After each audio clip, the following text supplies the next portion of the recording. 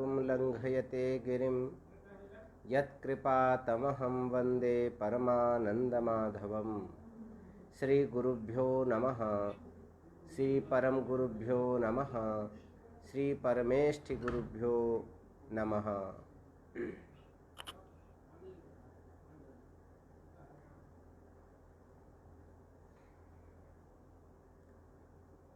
अध्यात्म में अनुराग रखने वाले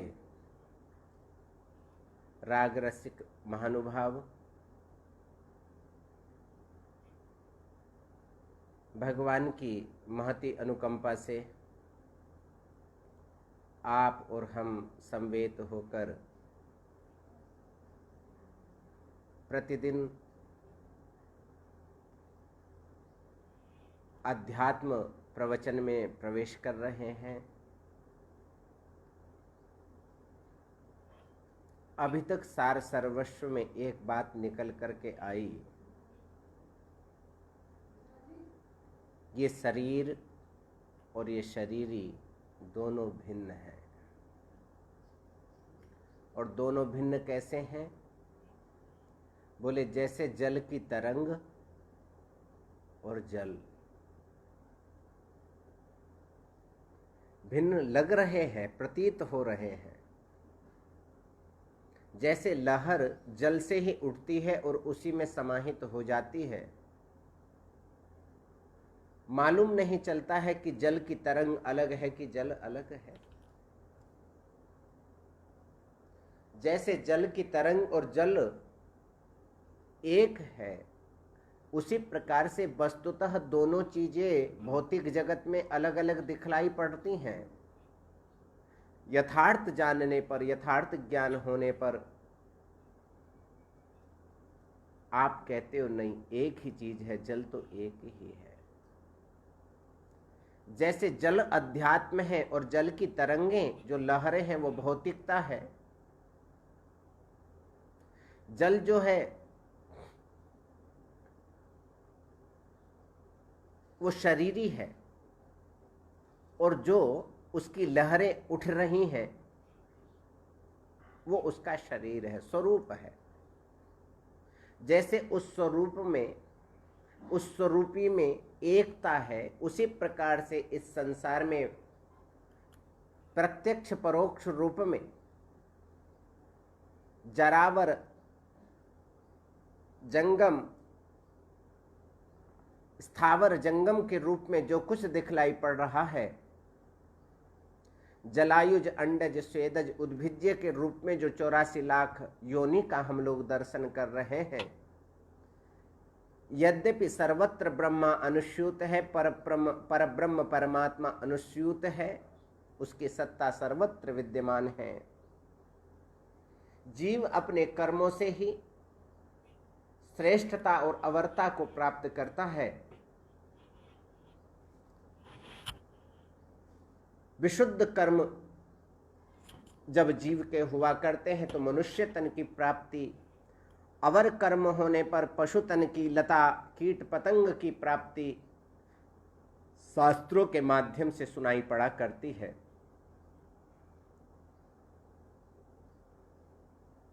तब इस जगत में और जो आपके अंदर रमण करने वाला भगवान है, ईश्वर है, विलक्षण आत्मा है, नित्य शुद्ध बुद्ध मुक्त चैतन्य स्वरूप है, आनंद स्वरूप है, सत्य स्वरूप है, उसके अतिरिक्त संसार में सब कुछ नश्वर है। वो अद्वितीय है और ये द्वितीय है, संसार द्वितीय है।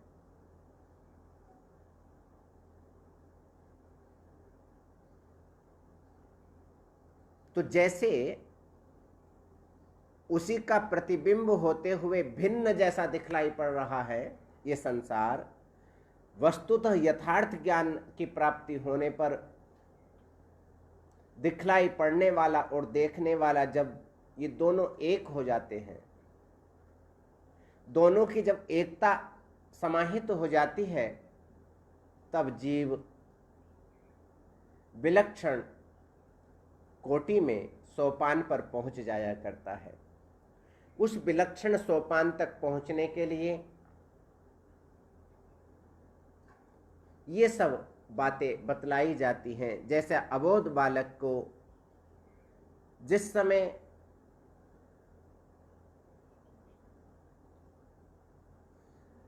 स्वरों का, व्यंजनों का ज्ञान कराया जाता है, तो व्यंजनों का ज्ञान कराते समय जब ककार लिखा जाता है तो उसको क लिखना नहीं आता कि क कैसे होता है। तो उस बालक को समझाया जाता है, बोले क कैसे, बोले गोल गोल अंडा, गोल बना, निशान बना दिया जाता है शून्य, और फिर डंडा खींच दिया जाता है, बाबूजी का डंडा, फिर एक पूंछ बना दी जाती है, और पूंछ बनते ही ऊपर डंडी लगा दी जाती है, ककार बन जाता है। तो जैसे अबोध बालक को ककार का बोध कराने के लिए ये सब कुछ दिखलाया जा रहा है, बतलाया जा रहा है, और धीरे धीरे जहां पर वो बालक को देखता है तो पहचान जाता है कि ये क लिखा हुआ है। उसी प्रकार से हम सब लोग इस संसार में अबोध हैं। वो दुर्विज्ञेय वस्तु है, परंतु उस दुर्विज्ञेय को सुविज्ञेय बनाने के लिए शास्त्र, महापुरुष लोग हम लोगों को जगाने का प्रयत्न करते हैं। और उस प्रयत्न में यही बात रहती है कि जगो, उठो और सावधानी हो करके इस जीवन को जियो। क्योंकि इस संसार में यदि मनुष्य तन को प्राप्त करके भी यदि आवागमन के चक्र को सदा सर्वदा के लिए उन्मुक्त नहीं करोगे तो पुनः न जाने कितनी योनियों में आपको भटकना पड़ेगा, न जाने कितनी पीड़ाएं सहन करनी पड़ेंगी, न जाने क्या क्या बनना पड़ेगा।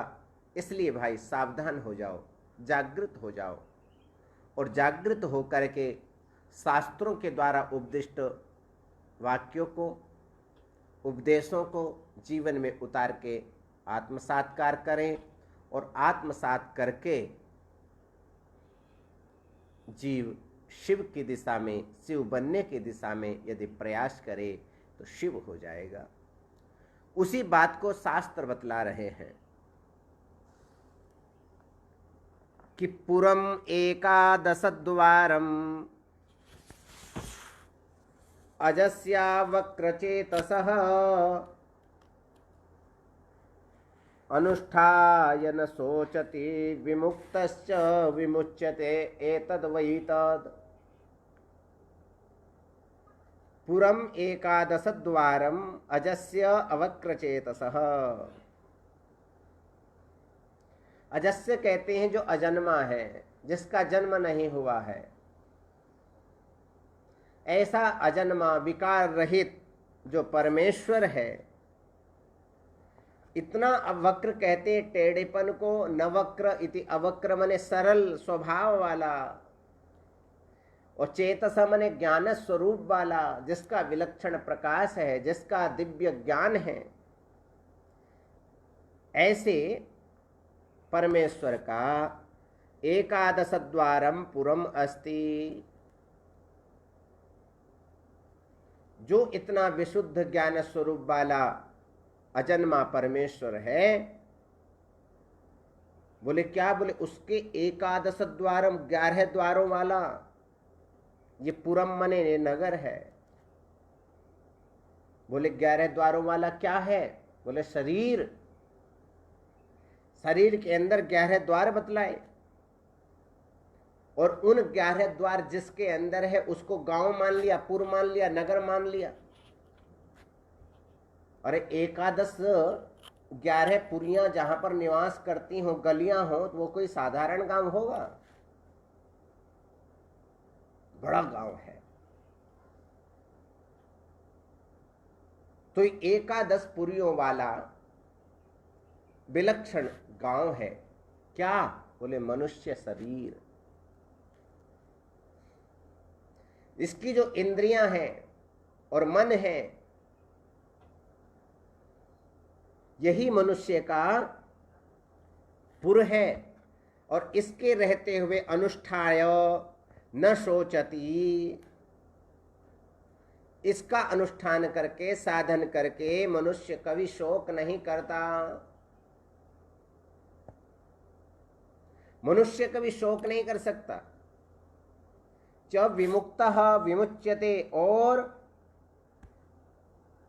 विमुक्तः माने जीवन मुक्त हो करके, विमुच्यते माने मरने के बाद में सदा सर्वदा के लिए उन्मुक्त हो जाता है। देखो,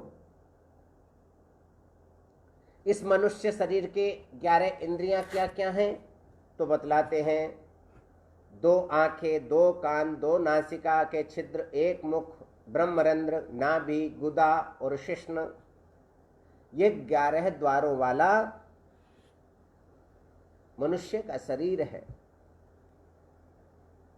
सर्वव्यापी है, अविनाशी है, अजन्मा है, नित्य निर्विकार है, एक रस है और विशुद्ध ज्ञान वाला है। बड़ी विलक्षण नगरी है, परमेश्वर की नगरी है।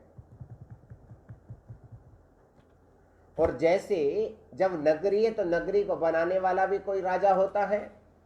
तो ये जो शरीर जिसने बनाया, इसका राजा बोले कौन? जो आपके हृदय में बैठा हुआ है, जिसको आत्मा कहा जा रहा है। वो बड़े विलक्षण स्थान पर, दिव्यतम स्थान पर विराजमान है। इस बात को आपको समझना ही पड़ेगा, जान करके अजान करके, कि इसका राजा हम नहीं है, मैं नहीं हूं, तुम नहीं हो। बोले कौन है? बोले वो नित्य शुद्ध बुद्ध स्वरूप जो आत्मा है।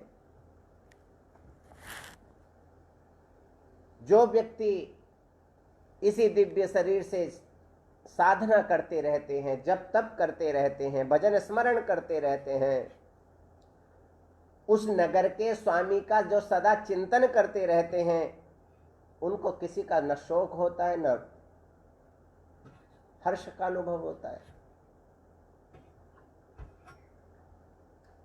वो शोक से और मोह से, माया मोह से तर जाते, उन्मुक्त हो जाते हैं। वो हमेशा हमेशा के लिए संसार भवबंधन से मुक्त स्वभाव वाले कहलाए जाते हैं, जीवन मुक्त माने जाते हैं। जब तक संसार में रहते हैं तब तक भी विदेह मुक्त है। संसार में क्या हो रहा है उसका ज्ञान भी नहीं है, और संसार के जाने के बाद तो फिर जीवन मुक्त हो ही जाते हैं। एतद् वैतत्, यही वह सर्वव्यापक ब्रह्म है। वह आत्मा क्या है? बोले वही तो ब्रह्म है। और उस परमेश्वर की स्पष्टता को सिद्ध करते हुए आचार्य बतलाते हैं, हम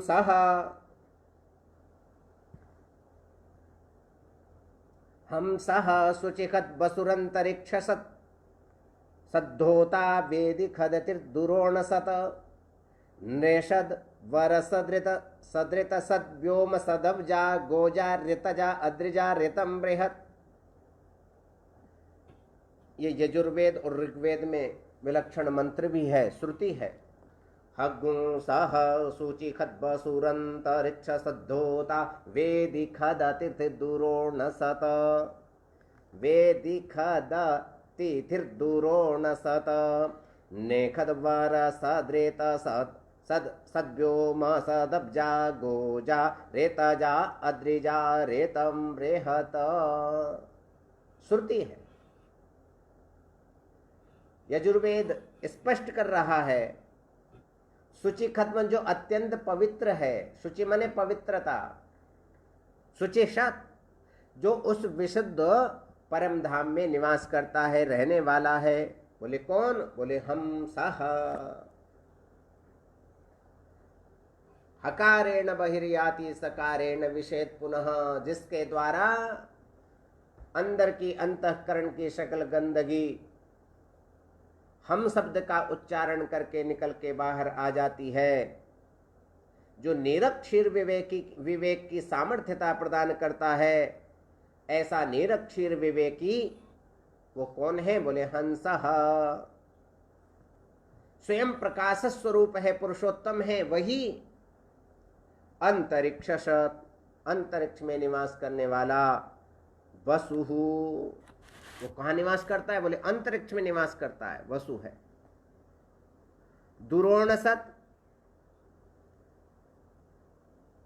दुरोणसत का अभिप्राय हुआ वो घरों में निवास करता है, घरों में उपस्थित होने वाला। बोले अतिथि ही न तिथिर यस्य, जिसकी कोई जिस आगंतुक की कोई तिथि निश्चित न हो, वो जो अतिथि है, और वेदी खत्म होता, उस यज्ञ की वेदी पर जो ब्राह्मण देवता होता लोग आहुति प्रदान करते हैं, होता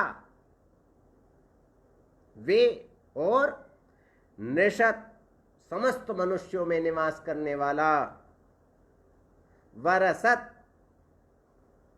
जो मनुष्य से श्रेष्ठ बने देवता लोग हैं उनके अंदर भी जो निवास करने वाला, ऋतसत, जो सत्य में निवास करने वाला, व्योमसत, आकाश में निवास करने वाला, रहने वाला है। अब्जाह, जो जल में नाना रूपों में प्रकट होता है, अनेक प्रकार के भेद से वो जल के अंदर भी रहता है। गोजाह, गो पृथ्वी,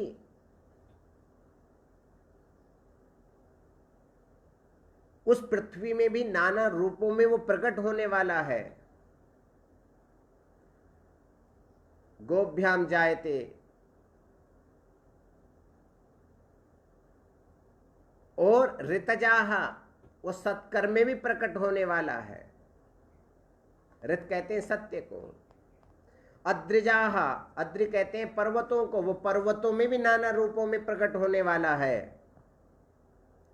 बृहत ऋतम, वो सबसे बड़ा यही सत्य है। वो कहाँ नहीं है? पृथ्वी में, जल में, तेज में, वायु में, आकाश में, सत्य में, और कहाँ नहीं है? वो अंतरिक्ष में निवास करता है, वो घरों में भी रहता है, वो अतिथि भी है, वो यज्ञ की वेदी पर बैठ करके स्वाहा करता है, होता बन जाता है। मनुष्यों में भी रहता है, मनुष्य से श्रेष्ठ देवता उनमें भी वो नित्य निवास करता है। परंतु सभी दृष्टियों से एक बात निकल करके आती है, समझ में आती है कि वो जो सत्य है, जो सत्य तत्व है, वही सच्ची वस्तु है। इसके अतिरिक्त और कुछ सत्य नहीं है, वो सत्य तत्व है। ऊर्ध्वं प्राणम उन्नयति, अपानम प्रत्यगश्यति, मध्ये वामनमासीनं विश्वे देवा उपासते। जो शरीर में कई प्रकार की वायु निवास किया करती हैं, 5 प्रकार की वायु, प्राणाय, अपानाय, व्यानाय, उदानाय, समानाय। ये पांचों वायु अलग अलग स्थानों पर रहा करती हैं।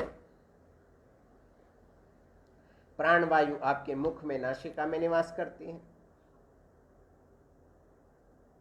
अपान वायु दूसरी जगह निवास करती है। समान वायु आपके उदर में निवास करती है। तो शरीर में नियमित रूप से जो प्राण अपान आदि की क्रिया है वो संचारित होती रहे। जो जड़ पदार्थ हैं उन जड़ पदार्थों में भी क्रियाशीलता बनी रहे। वो कहां से आ रही है वो शक्ति? कहा कि वो शक्ति उस परमपिता परमेश्वर से की शक्ति और प्रेरणा से आ रही है।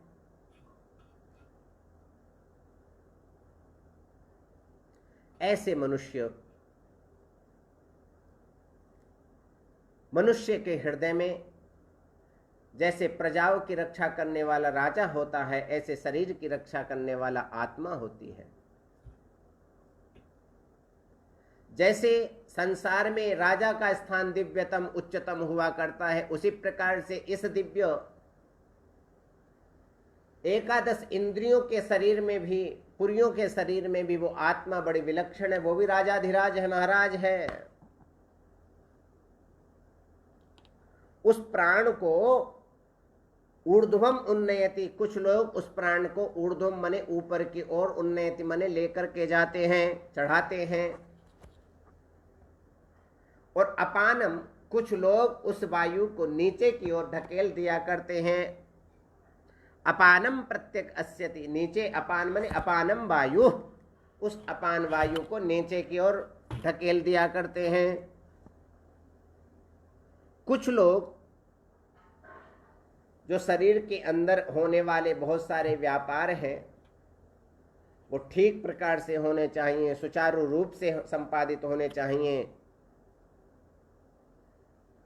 तो मध्य आसीनम, शरीर के मध्य में, हृदय में, आसीनम मने बैठे हुए, वामनम जो सर्वश्रेष्ठ भजन करने योग्य परमात्मा है, उन परमात्मा को विश्वे देवाः उपासते, सभी देवता उनकी उपासना करते हैं। वो हृदय में बैठा हुआ जो परब्रह्म परमात्मा है, उसकी सकल देवता उपासना करते हैं। क्यों? वह परब्रह्म है, वो परमात्मा है, उस पुरुषोत्तम की उपासना सभी को करनी चाहिए। और शरीर के अंदर जो प्राण है, मन है, बुद्धि है, इंद्रियां हैं, इन सब के जो अधिष्ठात्री देवता हैं, उस परमपिता परमेश्वर की प्रसन्नता के लिए, उन्हीं की कृपा से नित्य सावधानी पूर्वक सकल क्रियाकलापों का, दैनिक चर्या का कार्य किया करते हैं। किसकी कृपा से? उस परमपिता परमेश्वर की क्रिया से। संसार में जितने भी कार्य हैं, संसार में जितनी भी क्रियाएं मनुष्य करता है, चाहे प्राणों का उत्क्रमण करे, चाहे अपक्रमण करे,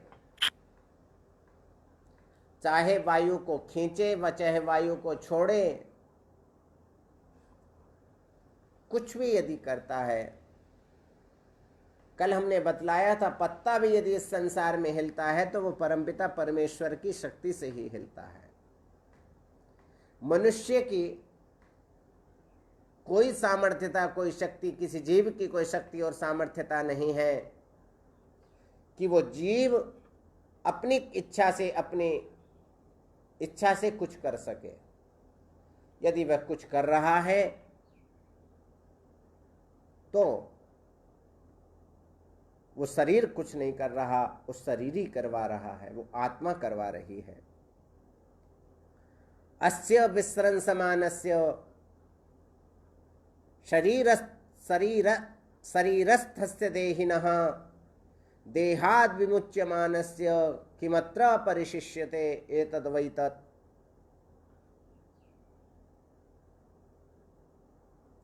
ये एक शरीर से दूसरे शरीर में निकल करके चला जाता है, यात्रा कर लेता है।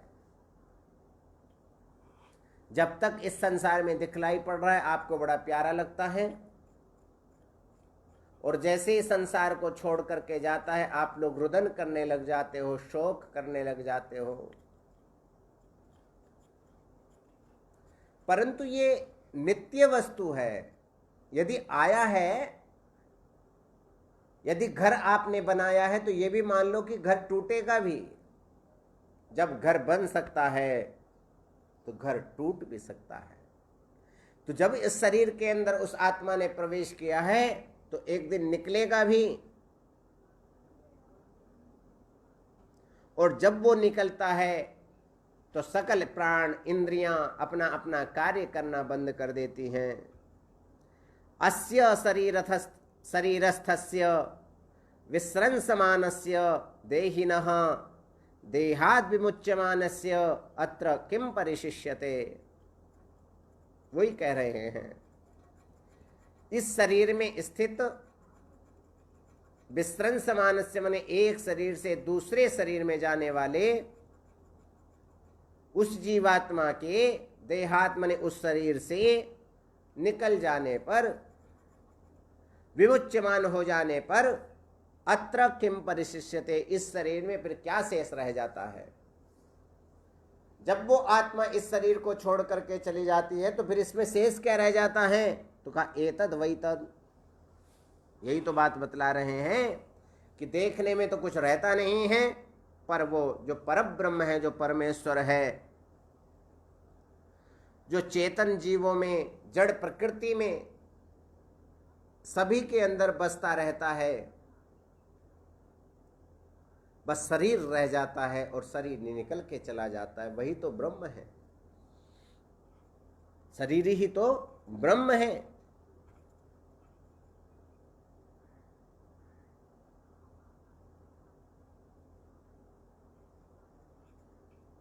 शरीर यहीं पर आपको दिखलाई पड़ता है और शरीर को हम लोग अन्वेषण ही नहीं कर पाते, उसको खोज ही नहीं पाते कि वो कहाँ चला गया।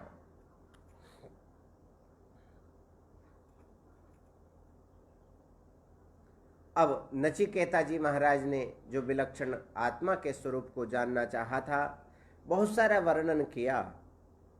अब दूसरे प्रकार से उसको बतलाते हैं कि न प्राणेन न पानेन मर्त्यो जीवति कश्चन, इतरेण तु जीवन्ति यस्मिन्नेतावुपाश्रितौ। हन्त इदं प्रवक्ष्यामि गुह्यं ब्रह्म सनातनं, यथा च मरणं प्राप्य आत्मा भवति गौतम। कश्चन मर्त्यः न प्राणेन न अपानेन जीवति, कोई भी, कश्चन माने कोई भी प्राणी, मरण धर्मा जो प्राणी है, न तो प्राण से, न प्राणेन न अपानेन जीवति।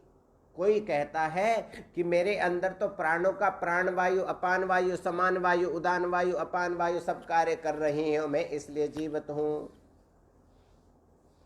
का बोले नहीं नहीं, इन वायु से कोई काम उसका नहीं, वायु से वो नहीं जी रहा। बोले क्या? बोले किंतु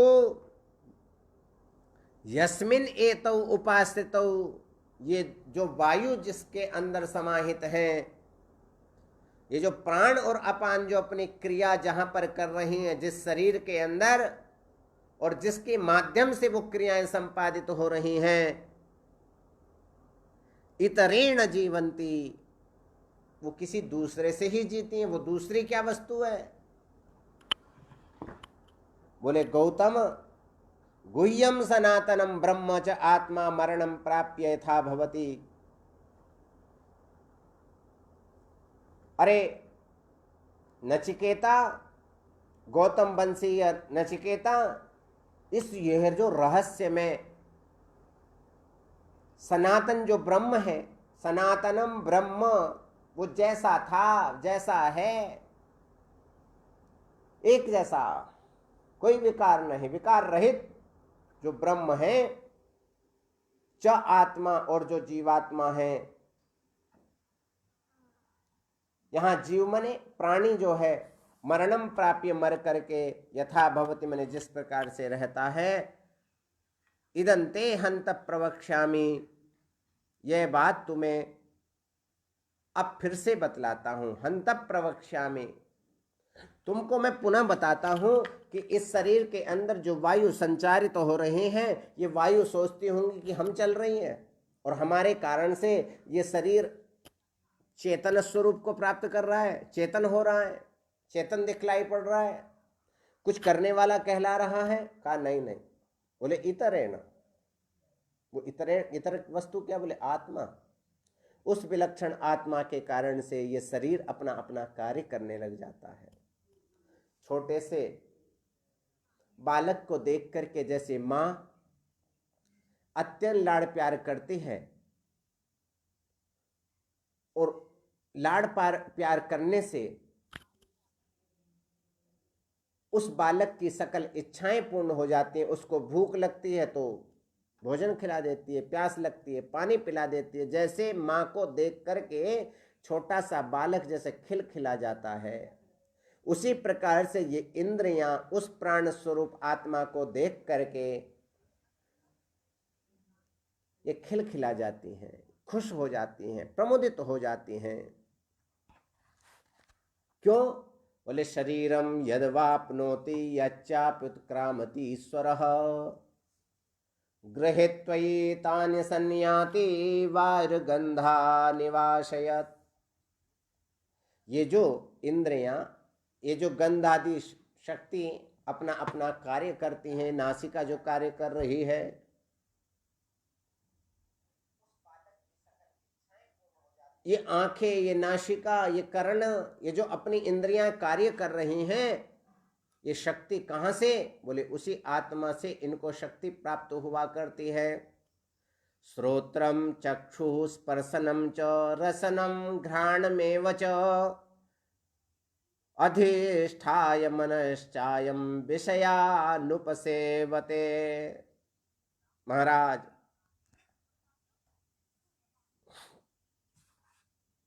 ये सब इंद्रियां सब जीवात्मा के आश्रित हैं। ये जीवात्मा के बिना एक क्षण नहीं रह सकती। जैसे बिना जल के मछली नहीं रहती, वो तड़पती है, और यहां तो तड़पना ही नहीं है। आत्मा के बिना एक क्षण के लिए भी हम लोग इस संसार में नहीं रह सकते, धरातल में हमारी सत्ता नहीं रह सकती। इसी आत्मा के साथ में सकल इंद्रियां उस आत्मा का अनुसरण करती हुई, बोले क्या? बोले यच्चाप्युत्क्रामति ईश्वरः, यच्चापि उत्क्रामति ईश्वरः। उसका चिंतन करते करते ये इंद्रियां दिव्य लोक की यात्रा कर लेती हैं। आगे चल करके कहते हैं मनुष्य मरने के बाद में कहाँ जाता है, जीवात्मा क्या होता है और कहाँ जाता है और किस प्रकार से रहता है, और उस सर्वाधार परम नियंता जगन नियंता जगदाधार कर्तुम कर्तुम अन्यथा कर्तुम समर्थ परम पिता परमेश्वर का स्वरूप क्या है।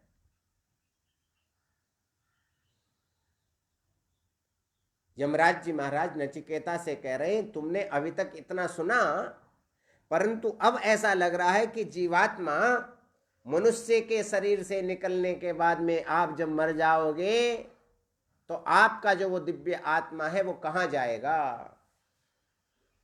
कहाँ जाता है, किस प्रकार से जाता है, कहाँ रहता है, और उस परमपिता परमेश्वर का स्वरूप क्या है। इस दिशा में यमराज जी महाराज अपने विलक्षण शिष्य श्री नचिकेता जी महाराज को इन सब विलक्षण विद्याओं की जानकारी दे रहे हैं। आइए। योनिमन्ये प्रपद्यन्ते शरीरत्वाय देहिनः स्थाणुमन्येऽनुसंयन्ति यथा कर्म यथा श्रुतम्। यथा कर्म यथा श्रुतम् शरीरत्वाय अन्ये देहिनः योनिम प्रपद्यन्ते। यमराज जी महाराज कहते हैं नचिकेता जी को कि यथा कर्म यथा श्रुतम, जिस व्यक्ति के जिस प्रकार के कर्म हुआ करते हैं, व्यक्ति जैसे जैसे कर्म करता हुआ संसार में आता है, शुभ कर्म करेगा तो शुभ, अशुभ कर्म करेगा तो अशुभ, और यथा श्रुतम जैसा शास्त्रों ने बतलाया, उन शास्त्रों के द्वारा, शास्त्रों ने जो मार्ग बतलाया उनके द्वारा शास्त्र, गुरु, सत्संग, शिक्षा, व्यवसाय, इन सब के द्वारा देखा हुआ सुना हुआ अनेक प्रकार के भावों से जो निर्मित अंतःकालीन वासना है, धीरे धीरे जंग नहीं लगती लोहे पे। लोहे पे जंग धीरे धीरे लगती है, एक दिन में नहीं, बहुत दिनों में लगती है। वर्षा पड़ती जाएगी, धूल लगती जाएगी और धीरे धीरे जंग लगती जाएगी। और आप सोचो कि जैसे पहला ये लोहा आया था बिना जंग के, वैसा ही बना दिया जाए तो क्या करना पड़ेगा? उसको घिसना पड़ेगा, उसको रेगमार से घिसना पड़ेगा। और एक बार में वो साफ नहीं होगा, एक बार, दो बार, चार बार उसके ऊपर रेगमार्क मारना पड़ेगा। उसी प्रकार से भैया ये जो शरीर है, आप जैसा जैसा कर्म करके संसार में पूर्व जन्मों में यहां पर उपस्थित हुए हो, आए हो, ये जंग क्या है, ये सुख दुख क्या है? बोले ये आपके शुभ कर्म और अशुभ कर्मों का ही परिणाम है, जंग का लगना। ये जो वासना यदि हमारे जीवन में आ रही है तो हमने पाप ज्यादा किए हैं। और यदि साधना में मन लग रहा है तो आपने पूर्व जन्म में अच्छा कोई तपस्या करी है, साधना करी है, भजन किया है, जब तप किया है। पूर्व जन्मों की तपस्या जब तक नहीं, पूर्व जन्म में जब तक तपस्या नहीं होगी तब तक आप इस जन्म में साधना नहीं कर सकते।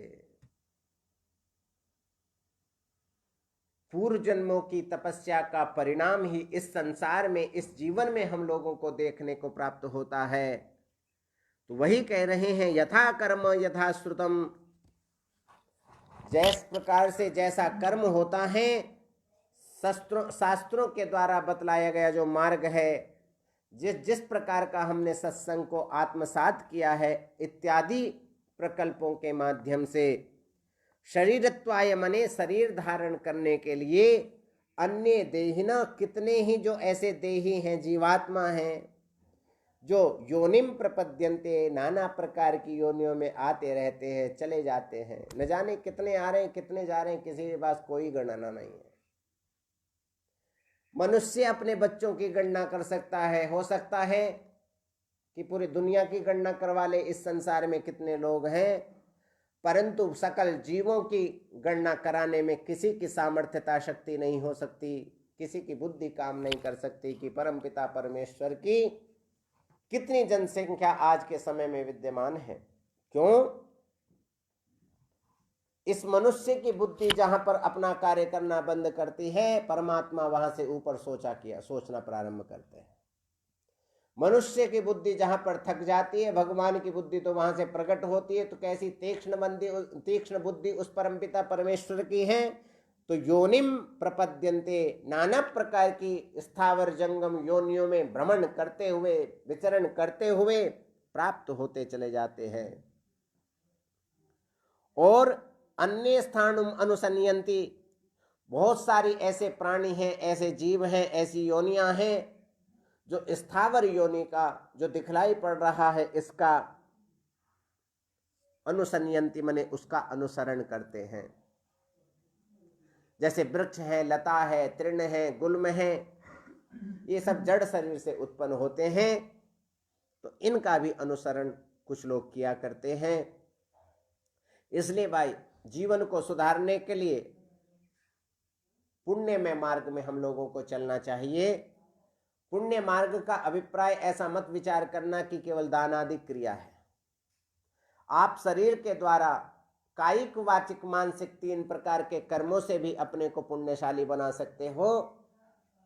शरीर के द्वारा साधना करके, उपासना करके, सेवा करके, शुश्रूषा करके आप परमपिता परमेश्वर को प्राप्त कर सकते हो। भगवान ने आपको हाथ नहीं दिए, पैर नहीं दिए, आंख नहीं दी, नाक नहीं दी, धन नहीं दिया, कुछ नहीं दिया, तो कोई बात नहीं, चिंता करने की जरूरत नहीं है। फिर भी आप परमपिता परमेश्वर को प्राप्त कर सकते हो। बोले कम से कम वाचिक वाणी के द्वारा उस ठाकुर जी को रिझा सकते हो। वाचिक माने अपनी वाचा से, अपनी सरस्वती से जो आपकी जिह्वा के ऊपर नृत्य कर रही है, ऐसी उस वाचा से किसी का हम अपमान न करें, तिरस्कार न करें।